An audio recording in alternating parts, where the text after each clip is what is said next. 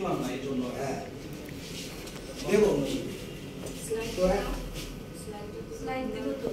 দেব ঠিক আছে। তাহলে উনি যখন আসছেন না, বের হচ্ছেন না, তারপর আবার স্লিপ দিলাম, থার্ড টাইমে উনি বের হলেন, উনি আসলেন। তাই বললাম যে ভাই কি পড়াইলেন, আমার তো টাইম নষ্ট করে দিলেন। পয়সা এসব চিন্তা করবেন না, আমি ওদের সাথে বসে গল্প করলাম। আমি এক জায়গায় এরকম চাকরি করতাম, ওরা আমার কলিগ, কেউ জুনিয়র কেউ সিনিয়র, অনেকক্ষণ বসে সুযোগ পেলাম, একটা কথা বললাম, ভালো করছে। তো সাবজেক্ট কি? বলে যে স্যার আমি বাংলা ছাত্র, আমার একাডেমিক ক্যারিয়ার বাংলায়। পড়াইলেন আজকে সাবজেক্ট কি? তো আজকের সাবজেক্ট হচ্ছে ভূগোল। তো আমার কিউরিসিটি হলো, এবং ভূগোলে আমি যখন ঢাকা বিশ্ববিদ্যালয়ের ছাত্র, তখন আমার রুমে জগন্নাথ বিশ্ববিদ্যালয়ের একটা ছাত্র, যশোরে বাড়ি, মাঝে মাঝে এসে থাকতো। ভূগোল খুব ইন্টারেস্টিং সাবজেক্ট। তাকে জিজ্ঞেস করলাম কিউরিসিটি করে যে ভাই এই ঢাকার উপর দিয়ে কি যেন একটা রেখা গেছে, রেখাটার নাম কি? বললেন স্যার আপনি আছেন, মানে একটা কি আর আপনাকে বলবো, এইসব রেখা লেখা নিয়ে কি আমি ব্যস্ত আছি না।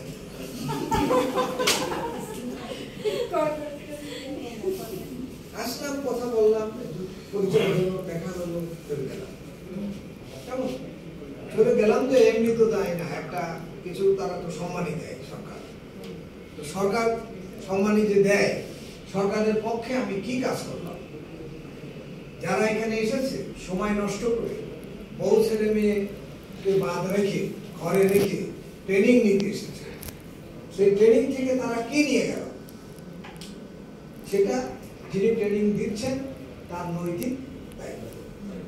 তিনি যদি ওই দায়িত্ব পালন না করেন, তাহলে যে প্রশিক্ষণ তিনি দিলেন ওই প্রশিক্ষণার্থীরা ওইভাবে চলবে। ঠিক আছে? তাহলে আমার ক্লাস হচ্ছে 11টা থেকে, কিন্তু আমি আজকে লেট করেছি আমার নিজের জন্য নয়, আমি ট্রেনিং যাদেরকে দিচ্ছি, আপনারা অত্যন্ত গুরুত্বপূর্ণ মানুষ, ঘর সংসার ফেলে নিজের জীবনের উন্নয়ন এবং রাষ্ট্রের উন্নয়নের জন্য এখানে এসে প্রশিক্ষণ দিচ্ছেন। তো যারা প্রশিক্ষণ দিবে বা যারা দিচ্ছে, আপনারা যারা নিচ্ছেন, সেই প্রশিক্ষণার্থীগণ যদি প্রশিক্ষকের কাছ থেকে নিজের এবং জাতির উন্নয়নে কোনো অবদান রাখতে না পারে, তাহলে সেই ধরনের লোকের ডাকার কোনো দরকার নেই।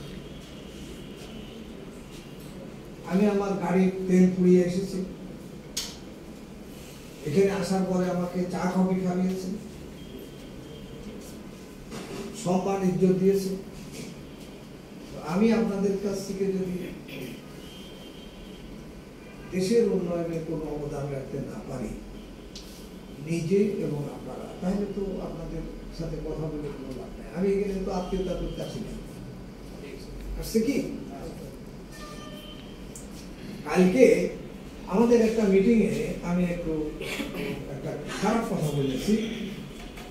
একজন বলছে যে পার্টির পক্ষে কথা বলছে, আসল কথা তো বলা যাবে না, পার্টির পক্ষে কথা বলছে। ওই লোকটা খুব ভালো, তিনি আমাদের সাথে দীর্ঘদিন ধরে আছেন। তা আমি বললাম যে লোকটা ভালো কি মন্দ সেটা আমার বিবেচ্য বিষয় নয়, কারণ আমি ওর ছেলের সাথে বা মেয়ের সাথে আমার ছেলে মেয়ের বিয়ে দিতে যাবো না। আমি যা দিয়েছি তা ফেরত পাচ্ছি কিনা সেটা বিবেচ্য বিষয়। বুঝতে পারছি? তাহলে এখন আমরা আমি বিলম্ব কেন করলাম, বিলম্বের জন্য তো আমি প্রথমত ক্ষমা চাচ্ছি। দ্বিতীয়ত ট্রেনিং এ এসে ট্রেনিংটা যদি ঠিকমতো নাই করতে পারি, মাত্র কয়েকজন আপনারা প্রশিক্ষণার্থী বিভিন্ন জায়গা থেকে এসেছে, আপনাদের এটা হচ্ছে আমরা মূল প্রশিক্ষণে ফিরে যাচ্ছি। এখন আমরা ক্লাস শুরু করছি, কিন্তু হয়তো বিলম্ব হবে, আপনাদের দুপুরের খাবার একটু লেট হলে অসুবিধা নাই। ঠিক আছে, কোনো সমস্যা নেই। তাহলে আপনারা এই দেশের নাগরিক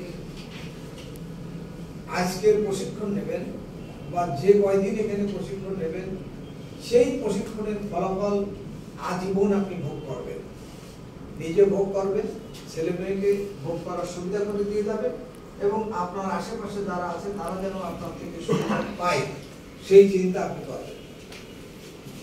তা যদি না করেন, আপনি যে ধর্মের মানুষই হন না কেন, আপনি নিজেও উপকৃত হবেন না, অন্যরাও আপনার দ্বারা ক্ষতিগ্রস্ত ছাড়া উপকার পাওয়ার কোনো সম্ভাবনা নেই।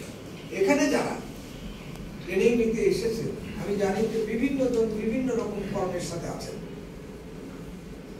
সেই কর্মের সফলতা আপনি দেশ ছেড়ে বিদেশেও ছড়িয়ে দিতে পারবেন সেই প্রত্যাশা রাখি।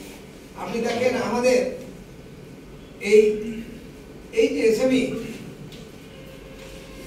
যে বিল্ডিং এ আপনাদের কাজ, সরকার যে বিল্ডিংটাকে তৈরি করেছে দেশের উন্নয়নের জন্য, এই বিল্ডিং কি আপনারা সরজমিনে দেখেছেন?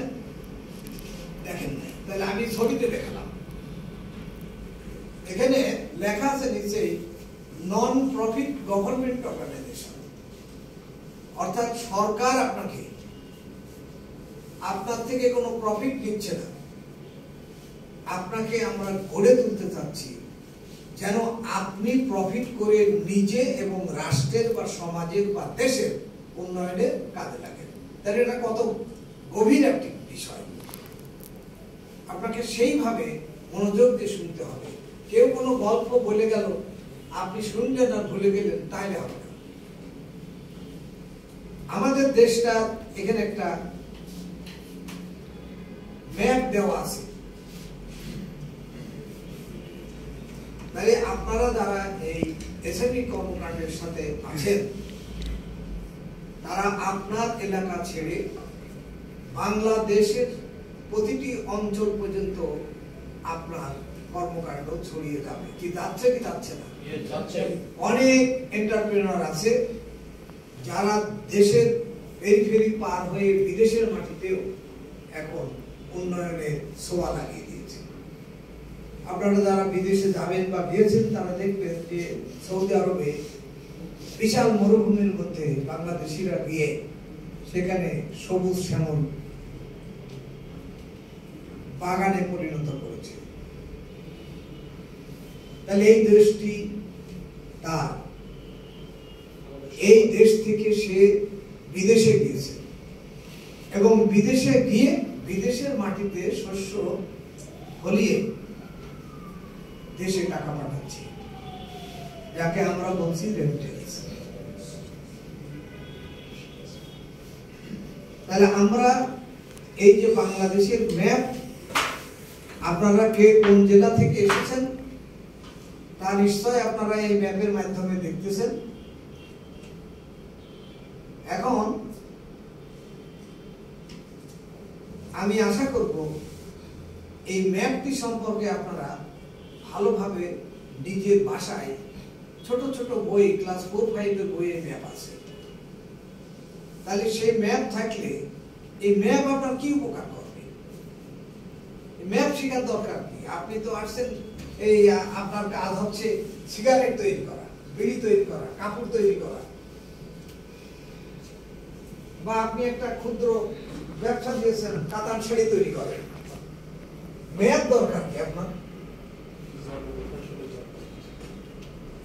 উনি বলছেন যে যাবেন কোথায় তা দেখতে হবে, আপনি ম্যাপ কেন শিখবেন? ম্যাপ দেখার দরকার।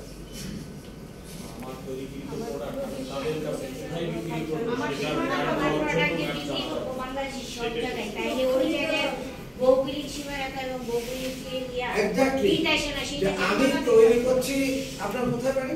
আমার বাড়ি হচ্ছে লক্ষ্মীপুর জেলার রামগঞ্জ। এই সব থেকে বেশি আপনাদের মধ্যে বেশি বুদ্ধিমান, বুঝলেন? নোয়াখালী, লক্ষ্মীপুর, বরিশাল, চিটাগং, কক্সবাজার, না বলিলাম না কেন, সেটা ব্যাখ্যা শেষ করতে দেন। সে বেশি বুদ্ধিমান, আমি তোমার উপজেলা ম্যাজিস্ট্রেট ছিলাম। রামগঞ্জে, রামগঞ্জ। হ্যাঁ, রামগঞ্জ। রামগঞ্জ। রামগঞ্জ আরো তো এখন বর্তমান উপদেষ্টা মাহফুজের জি, জি, এলাকা। জি, স্যার। বাড়ি কাছে বাড়ি? না, আমার রামগঞ্জ, হ্যাঁ, 9 নম্বরে। আচ্ছা, রামগঞ্জ আমার জেলা চুয়াডাঙ্গা। স্যার আমি চুয়াডাঙ্গা। চুয়াডাঙ্গা, কোন উপজেলা? চুয়াডাঙ্গা আমার দাদা বাড়ি হাজরাহাটি আর নানা বাড়ি হচ্ছে ইয়াতে শহরে আচ্ছা, জোরদার। ওটা ফরিদপুর। Thank you. ফরিদপুরের মানুষও ওই এর মধ্যে আসবে, নোয়াখালীর মধ্যে আসবে। কেন আসবে সেটা হলো এই জন্য আসবে যে এরা, আপনারা যারা মায়েরা আছেন, বোনেরা আছেন, বা যারা ছেলেরা আছেন, সবাই জানেন যে এই নোয়াখালীর মানুষের, লক্ষ্মীপুরের মানুষের প্রধান খাদ্য হচ্ছে ইলিশ মাছ, চেউ মাছ, চিংড়ি মাছ, এক কথায় সামুদ্রিক মাছ। এই সামুদ্রিক মাছের মধ্যে কি আছে? আয়োডিন আছে। তাহলে সে যখন মায়ের পেটে আসছে তখন মা ইলিশ মাছ খাওয়া শুরু করছে। এই ইলিশ মাছ হচ্ছে মেধার একটা সাংঘাতিক গুরুত্বপূর্ণ উপাদান। ওর মধ্যে আছে ভিটামিন ডি, সকল রকমের ভিটামিন মাছে আছে। সেই জন্য আপনি চিন্তা করে দেখবেন, কম্পেয়ার করে দেখবেন, রিসার্চ করে দেখবেন যে এই